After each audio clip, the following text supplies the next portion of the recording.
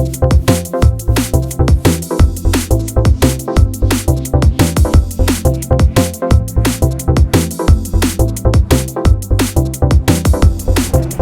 again, everybody. Thomas here, your host as always. Welcome back to SFF180. And it is Monday morning, September 26th. And time once again for the mailbag. I hope you guys have had a great week, a great weekend. It has been a while, really, since I've been posting regularly on the channel. That is going to change very much starting this week. And into October, I have different plans for Halloween and for October. I will get into the details of that in a later video. But for now, it is good to be back with all of you. It really, really feels great. I don't have much in the way of announcements, except to say, I posted a review on Saturday. Another one is going up tomorrow, so go and check those out if you have not done so. But otherwise, yes, without further ado, let's get into this week's books. I think I have about a dozen packages, so let's see what they are. So a whole bunch of books this week have come in the little white envelopes that indicates Tor, Macmillan, related imprints. So let's get through these first, shall we? And the first of these, I'm very happy to have a finished copy in trade paperback of Second Spear. Now, this is by Kirsten Hall, sequel to The Border Keeper from a few years back. And according to the back cover here, they are now calling this the McCullis cycle. I don't know if that had a title before. But it says, in Second Spear, get ready to traverse fantastical underworld realms, at once beautiful and grotesque, alluring and frightening, all, of course, written in Hall's signature lush prose. In Res Lefay's realm, things are still reeling from the showdown between the Vengeful Goddess and the Border Keeper, which I guess is a thing from the previous book, and let's not go into any more details about that, so we won't spoil anything. This one came out, way back on like August 16th, so this one has been out a while, but you see how it is these days with getting physical copies in. But anyway, it's available now from Tor.com Publishing in trade paperback. Now, next we have one that is quite a bit more recent than that. This is a book called Leech. It's from Tor.com Publishing, of course, and this one releases tomorrow. It says, a surreal and horrifying debut, Leech defies our understanding of identity, heredity, and bodily autonomy. Meet the cure for the human disease in an isolated chateau as far north as north goes. The Baron's doctor has died. The doctor's replacement has a mystery to solve, discovering how the Institute lost track of one of its many bodies. Yeah, that never ends well. Anyway, for hundreds of years, the Interprovincial Medical Institute has grown by taking root in young minds and shaping them into doctors, replacing every human practitioner of medicine. The Institute is here to help humanity, to cure and to cut, to cradle and protect the species from the apocalyptic horrors their ancestors unleashed. In the frozen north, the Institute's body will discover a competitor for its rung at the top of the evolutionary ladder. A parasite is spreading through the Baron's castle. Already a dark pit of secrets lies violence and fear. The two will make war on the battlefield of the body. Whichever wins, humanity will lose again.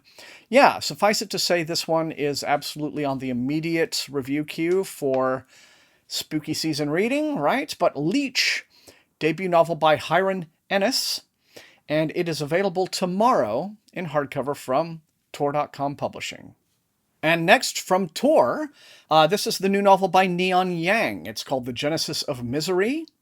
It's described as a space opera twist to Joan of Arc's story, full of space battles, political machinations, pilots, princesses, and prophetic airs. And this one also comes out tomorrow, on the 27th. From Tor, it says, the author of the acclaimed fantasy novellas of the Tenserate series, Neon Yang, introduces an immersive, electrifying space fantasy for their debut full-length novel. The Genesis of Misery twists together magical powers, high-tech space battles, religious saints, and political machinations in a truly fantastical tale, starring a queer and diverse array of pilots, princesses, and prophetic heirs. This is the story of Misery no Maki, a nobody from a nowhere mining planet. Misery has abilities they shouldn't have. They can bend the will of stone, a dangerous magic that only, quote, saints are said to have. These abilities lead Misery to the center of the Empire, where rumors spread that Misery is the next Messiah, and where those in power seek to use Misery to win a terrible war. Amid a nest of vipers, Misery grows, probably also does glow, but grows close to a rebellious royal, Lady Elodia Lightning, and decides to embrace the legacy the prophecies speak of. True or false, for better or worse, Misery no Maki will be the 9th Messiah. Okay, and so that is available tomorrow from Tor Books, The Genesis of Misery. And next, of course, we do have Nona the Ninth. Now, this one came out on September 13th. It says, Tamsin Muir returns with Nona the Ninth. Originally conceived of as a trilogy, Nona was a surprising addition to the best-selling Locked Tomb trilogy turned quartet. And the legions of readers who loved Gideon the Ninth and Harrow the Ninth have awaited the release of this bonus book with great anticipation.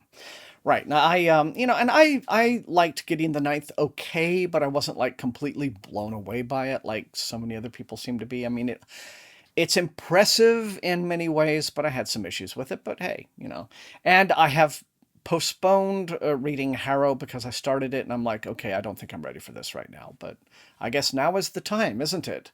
But it says, the Locked Tomb books are like the deranged love child of a Hieronymus Bosch painting and an irreverent online shitpost. But buried under these sundry skulls and bones, there's a fiercely beating heart. Somewhere between the memes, occult paraphernalia, and osseous matter, the reading public has fallen very much in love with Gideon Harrow and now Nona. It says, in many ways, Nona is like other people. She lives with her family, has a job at her local school, and loves walks on the beach and meeting new dogs. But Nona's not like other people. 6 months ago, she woke up in a stranger's body, and she's afraid she might have to give it back. The whole city is falling to pieces. A monstrous blue sphere hangs on the horizon, ready to tear the planet apart. Blood of Eden forces have surrounded the last cohort facility and wait for the Emperor Undying to come calling. Their leaders want Nona to be the weapon that will save them from the 9 houses. Nona would prefer to live an ordinary life with the people she loves, with Pyrrha and Camilla and Palamedes, but she also knows that nothing lasts forever, and each night Nona dreams of a woman with a skull-painted face. All right, then, Nona the Ninth, available now by Tamsin Muir from Tor.com Publishing. Now, next up here, this is really cool. I've got a couple of books in from Nightfire, and this is Nightfire's relaunch of the Necroscope series by Brian Lumley. Got the first 2 books here. This is, Necroscope, the original. This is book 2, Vampiri, and so I'm guessing they're going on with the rest of the series, the entire series, front to back. These were hugely popular books. I believe the series started in, like, the mid-'80s. And they're among the few works in vampire fiction that I really do like. I remember enjoying reading these very fondly back in the day. I think my favorite was the 3rd one at the time. Anyway, the idea here is Brian Lumley is a British author, horror author, some science fiction. He has written some of the best Cthulhu mythos stuff that's out there, the Titus Crow novels. Transition of Titus Crow, Clock of Dreams, Burrowers Beneath, and then I think there's another one. I can't remember the title. Anyway, so that's actually how I discovered him, and those blew me away, and then I started reading these. I'm like, huh. The concept here is that vampirism is the result of actually a kind of like alien parasite, and the title character is a guy named Harry Keogh, who is the Necroscope. Like, he can essentially like do an autopsy, except rather messy autopsy on dead bodies, and in that way communicate with the spirit of the person who inhabited that body and find out what's going on, right? So he's a talk to the dead guy, but it's a little different. So the first 2 books have been reissued by Nightfire now, and I guess, like I said, I guess they're going to do maybe all of them, because there were quite a few, like 8 or 9 or 10, I think. There were several trilogies and series that kind of spanned the whole. I think like the first Necroscope series was 5 books, and then there was a prequel trilogy after that, and then there was The Lost Years, I think, wasn't. So I don't know how many of them they're planning to redo, but anyway, here they are, available now from Nightfire. And finally, we are down to the last of the Tor envelopes. And this is The Memory in the Blood. The author is Ryan Van Loan, and this is the final volume in his trilogy called The Fall of the Gods. This is an epic fantasy trilogy, as you might have guessed. First couple of volumes were The Sin in the Steel and The Justice in Revenge, and now the trilogy is at a close. And so I can't really give you, I think, the whole rundown of what it's all about.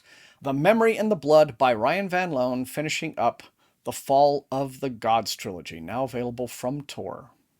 So, next big envelope I have is from the Hachette group. Ooh, this is very lovely. This is in from Orbit. It's billing itself as a fantasy, it says on the cover, but it looks very horror adjacent to me. But this is a book called One Dark Window. The author is Rachel Gillig. And it's apparently the first volume in something called The Shepherd King. I didn't know that the finished copy was going to be all nicely gold stamped and everything, but sure is pretty, isn't it? So let's see what it says on the back. It says, Elspeth needs a monster, the monster might be her. Elspeth Spindle needs more than luck to stay safe in the eerie mist-locked kingdom of Blunder. She needs a monster. She calls him the Nightmare, an ancient mercurial spirit trapped in her head. He protects her, he keeps her secrets, but nothing comes for free, especially magic. When Elspeth meets a mysterious highwayman on the forest road, her life takes a drastic turn. Thrust into a world of shadow and deception, she joins a dangerous quest to cure Blunder of the dark magic infecting it. Except the highwayman just so happens to be the king's own nephew, captain of the most dangerous men in Blunder, and guilty of high treason. Okay, so it's very much kind of a gothic, like I say, horror-ish, if not full-on horror fantasy. Probably will appeal to fans of Neil Gaiman, as well as maybe Clive Barker's more fantasy-oriented stuff like Imagica, perhaps. But One Dark Window by Rachel Gillig, and I guess it's available either now or very soon from Orbit. So now I appear to have a bunch of random Penguin stuff. And this is a new book by Taylor Anderson. This is Hell's March. It's the new volume in his Artillerymen series, which is a sequel series to his Destroyermen series, which I think ran for something like 15, 16 books, and, developed a very loyal cult audience, obviously, to keep it going. And so now we are into Artillerymen.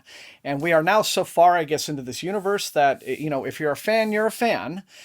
Maybe, though, the Artillerymen series, there it goes, Thomas, is one where you can sort of start fresh from book one, because this is only book 2 in it. I think that book 1, which just came out probably just a few months back, Purgatory Shore, and then Hell's March, which is the new one. So I don't know, maybe you can jump into this universe if you've ever been curious about it, just right here from the new series. But this is available now from Ace Books in hardcover. Okay, so this is new from Mur Lafferty from Ace. This will be out on October the 4th. I've actually had this for quite a while as an e-arc, but it's nice to get the finished copy. Thank you very much. It's Station Eternity, and it's described as Midsummer Murders meets Doctor Who in this witty whodunit with a sci-fi twist. Midsummer Murders meets Doctor Who. Station Eternity features the signature blend of fascinating sci-fi world building, captivating mystery, and pulse-pounding suspense that fans of Lafferty's acclaimed novel Six Wakes know and love her for. And I remember liking Six Wakes pretty well. It was a good, entertaining story. Reviewed that many, many years back. Kicking off the Mid-Solar Murders series. Okay, that's a little on the nose, Mur, but we'll go with it. Station Eternity introduces readers to Mallory Viridian, an amateur detective whose talent for solving murders ruined her life on Earth and drove her to live on an alien space station. But unfortunately for Mallory, her mysterious knack for solving murders is unavoidable even in outer space. From idyllic small towns to claustrophobic urban landscapes, Mallory Viridian is constantly embroiled in murder cases that only she has the insight to solve. But outside of a classic mystery novel, being surrounded by death doesn't make you a charming amateur detective. It makes you a suspect and a social pariah. So, when Mallory gets the opportunity to take refuge on a sentient space station, she thinks she has the solution. Surely the murders will stop if her only company is alien beings. At first, her new existence is peacefully quiet and markedly devoid of homicide. But when the station agrees to allow additional human guests, Mallory knows the break from her peculiar reality is over. After the first Earth shuttle arrives and aliens and humans alike begin to die, the station is thrown into peril, stuck smack dab in the middle of an extraterrestrial whodunit, and wondering how in the world this keeps happening to her anyway, Mallory has to solve the crime and fast, or the list of victims could grow to include everyone on board. So, this sounds cute, right? Station Eternity, available October the 4th by Mur Lafferty from Ace Books. Okay, and next up, talking about pretty shiny books. I mean, look at this sucker. Wow. Okay. My goodness. This is in from Angry Robot, and unless I miss my guess, I think this is the very first hardcover Angry Robot has ever done. They started out as a mass market paperback publisher, and I missed those. I miss mass markets. And then they went to trade paperback, and now they've shifted into hardcovers. So well done, Angry Robot. Anyway, Ledge. This is a book by Stacey McEwen, an epic fantasy. They're giving it a whole lot of buzz, massive amount of buzz, I can imagine, right, to give it this sort of a release. But let's see. It says it's the heart-stopping beginning to the Glacian trilogy. In a place known as the Ledge, a civilization is trapped by a vast chasm and sheer mountain face. Rations are small, living is tough, and there is no way to escape without befalling a deathly drop. What's more, every season, the people must present themselves as a human sacrifice to the Glacians, mysterious winged creatures who reside beyond the ledge. Dawson, axe wielder and only remaining member of her family, has so far avoided the annual culling, but her luck has run out. She is ripped from her icy home with no idea what will happen to her on the other side. Enslaved? Murdered? Worse? Fortunately, a half-Glacian called Ryan offers to help them both escape, but how can she trust one of the very creatures that plagued her life? Dawson is a survivor, and she's not afraid to cut anyone down to live. Okay. Okay, sounds kind of YA tropey in many ways, especially if this little relationship evolves into, the obligatory romance, but it is being marketed and sold as adult fantasy, so maybe there's, a different kind of depth to it. But anyway, Ledge by Stacey McEwen, and I believe it is available now in hardcover from Angry Robot. And the final book I have in from Random Penguin this week is this one right here. It's called Thistlefoot. The author is Jenna Rose Nethercott. And as you can tell by the cover, this appears to be a take on the Baba Yaga legend. But let's see what it really has to say for itself. Okay, no sell sheets, so here we go. All right, like Neil Gaiman and Susanna Clarke, Jenna Rose Nethercott understands the precise alchemy of darkness and whimsy that comprise all the best fairy tales. And that's a quote from Sean Hamill. Okay, here we go. The Yaga siblings, Bellatine, a young woodworker, and Isaac, a wayfaring street performer and con artist, have been estranged since childhood, separated both by resentment and by wide miles of American highway. But when called to receive a mysterious inheritance, the siblings are reunited, only to discover that their bequest isn't land or money, but something far stranger, a sentient house on chicken legs. Okay, all right, that's fresh. Thistlefoot, as the house is called, has arrived from the Yaga's ancestral home in Eastern Europe, but not alone. A sinister figure known only as the Long Shadow Man has stalked it across continents, bearing violent secrets from the past, fiery memories that have hidden in Isaac and Bellatine's blood for generations. Memories that have begun to awaken.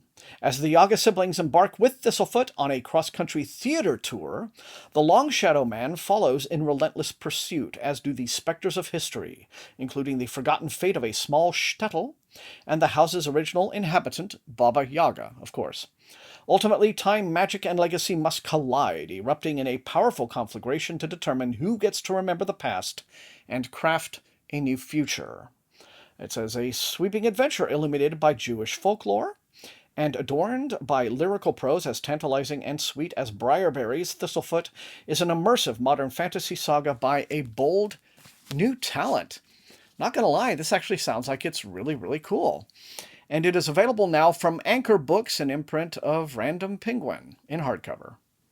Now, this one is a very special thing to have. This is from the Beacon Press, and this is a brand new, as you see, hardcover edition, reissue of Octavia Butler's Kindred. It is one of Butler's most respected novels. This is the one in which a modern-day black woman is swept through time back to the antebellum Maryland, I believe it is, and so it's the slavery story, as it were, and it's really, really good to have this back. There have been a lot of hardcover reissues of some of Butler's classics over recent years. They started with the two Parables novels, and then Fledgling was re-released in hardcover. In fact, that was like a slipcased, gorgeous hardcover edition. And now we have Kindred.